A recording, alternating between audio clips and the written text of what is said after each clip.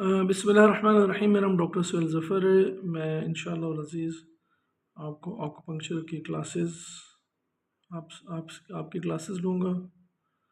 और आज हम जस्ट ऑक्यूपंक्चर के हवाले से बहुत बेसिक इंट्रोडक्शन समझेंगे। ऑक्यूपंक्चर जो है ना, ये एक ओरिएंटल मेडिसिन में शुमार होती है। Acu means point, puncture means to puncture, to insert. तो इसकी डिफरेंट थ्योरीज हैं।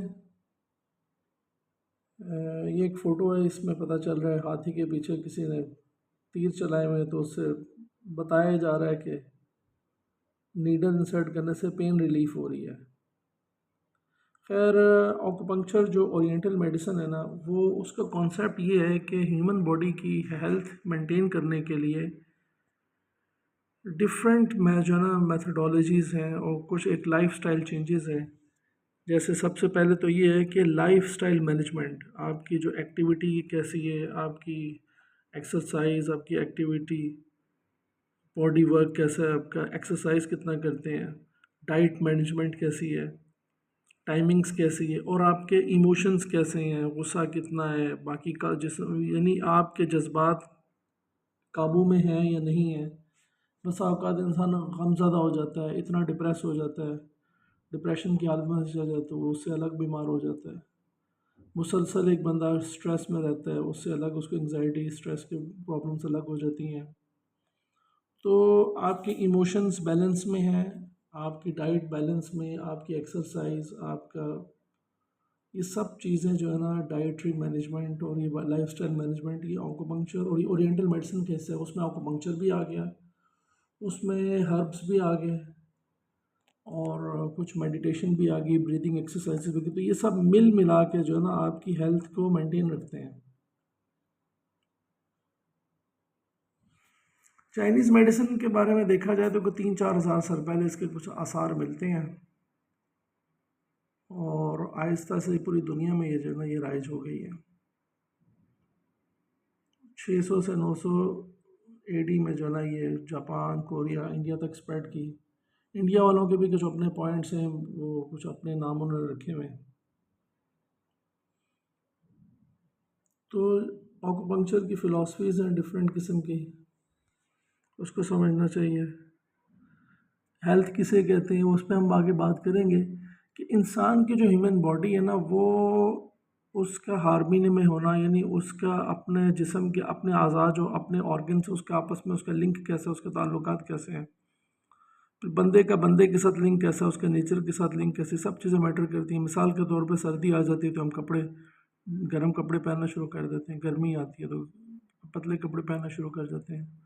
तो मौसम जैसे चेंज होता है तो उसके साथ हमारे कुछ एक्टिविटीज चेंज हो जाती है, हमारी डाइट चेंज हो जाती है। सर्दी में गर्म चीज़ें खाने का, पीने का दिल चाहता है, वगैरह वगैरह, तो ये सब चीज़ें हैं। तो ये सब चीज़ें इसमें शामिल हैं। प्रिंसिपल्स ऑफ आकुपंक्चर, बल्कि ये प्रिंसिपल बेस बेहतरीन बात तो ये है कि इंसान डिज़ीज़ प्रिवेंशन रखे, ऐसी एक्टिविटीज़ करे, ऐसे पॉइंट्स को स्टिमुलेट करे, मतलब डिफरेंट तरीक़ों से अपने आप को डिज़ीज़ प्रिवेंशन की तरफ लेके जाए, बीमारी से अपने आप को बचाव की तदबीर करना वो ज़्यादा बेहतर है। बीमारी हो जाए तो रूट कॉज ऑफ बीमारी तक पहुंचना, और बॉडी की स्ट्रेंथ को बढ़ाना, और ट्रीटमेंट जो कि हर पेशेंट की अकॉर्डिंगली उसकी अपनी उसके मिजाज, उसकी अपनी कंडीशन, क्लाइमेटिक कंडीशन भी इम्पॉर्टेंट होती है, किस मौसम में उसको कौन सी बीमारी हुई है। तो ये ओरिएंटल मेडिसिन में सब चीज़ें मैटर करती हैं, वो दुनिया के किस हिस्से में है। एक बंदे को हीट स्ट्रोक होता है, ज़ाहिर है वो हीट स्ट्रोक सर्दियों में नहीं होगा, गर्मियों में ही होगा, और ज़्यादा गर्मी से उसका एक्सपोजर हुआ है तो उसको होगा। तो ये सब चीज़ें देखी जाती हैं।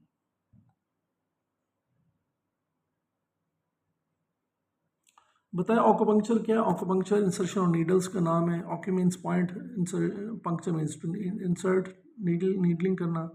ऑक्यूपंक्चर के डिफरेंट मेथड्स हैं, उसकी थ्योरीज हैं, उसके डिफरेंट मेथड्स हैं। इलेक्ट्रिकल स्टिमुलेशन से, और इलेक्ट्रो ऑक्यूपंक्चर है, लेज़र ऑक्यूपंक्चर भी है, लेज़र पॉइंट्स पे लेज़र अप्लाई करने से। मसाज करना और मॉक्सिबेशन जो है इस एरिया को हीट करना, तो डिफरेंट तरीके हैं ऑक्यूपंक्चर करने के। अच्छा, जो चाइनीज़ मेडिसिन है वो किसी भी बीमारी के बारे में ना, जब कोई बीमारी होती है तो उसके बारे में ये सोचती है कि ये बीमारी हुई कैसी है, पैटर्न ऑफ डिजीज़। ये पैटर्न ऑफ डिजीज़ जो है ना, ये ख़ास टर्म है जो जो टीसीएम की है, ऑक्यूपंक्चर की है। ये मेडिकल साइंस में इसको आप इसको एक्सप्लेन नहीं कर सकते। इसमें ये है कि आपकी माइंड सेंसेस क्या हैं, आपके आपके जो इमोशंस क्या हैं, वो भी इम्पोर्टेंट है। बॉडी में जो बॉडी के सिम्टम्स आ रहे हैं वो एक अलग चीज़ है, और इमोशंस कैसे हैं साइकोलॉजिकली। एक बंदे के अंदर फियर, खौफ की कैफियत ज़्यादा है, एक के अंदर गुस्सा भरा हुआ है, तो उससे भी जो मसाइल पैदा हो रहे हैं उसको भी ट्रीट करना है। तो होलिस्टिक अप्रोच या ऑक्यूपंक्चर की जो अप्रोच है वो किसी एक बीमारी को, एक मेडिकल साइंस क्या करती है, ख़ास बीमारी को ख़ास एरिया टिश्यू तक जो है ना वो उस लेवल पे वो काम करती है। वो उस एक ही सिस्टम और एक ही ऑक्यूपंक्चर में human body as a whole उसको कंसिडर किया जाता है कि इसमें इम्बैलेंस आया तो इसको बैलेंस मेंटेन करने के लिए क्या क्या किया जाएगा, और चंद सिम्टम्स जो आ रहे होंगे वो उसके सिम्टम्स हैं। मतलब ये है कि हम मेडिकल साइंस में डिजीज़ को ट्रीट किया जा रहा होता है, और ऑक्यूपंक्चर साइंस में डिजीज़ के साथ साथ बंदे को ट्रीट किया जा रहा होता है। उसको भी बहुत, उसको कंसिडर करना बहुत इंपॉर्टेंट है।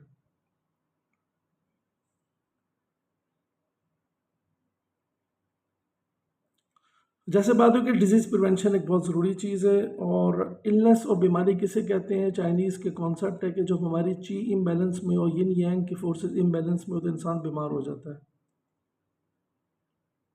और अगर इंसान जो है ना अपनी रेगुलर एक्सरसाइज रखे, अच्छी लाइफ गुजारे, इमोशनली स्टेबल गुजारे, न्यूट्रिशन खुराक का ख्याल रखे, एक्सरसाइज भी उसकी रेगुलर हो, एक्सेस में ना जाए, बहुत ज़्यादा हाई एक्सरसाइज करेगा वो भी नुकसानदेह है, और बिल्कुल ढीला ढाला बैठ जाएगा तो वो भी नुकसानदेह है।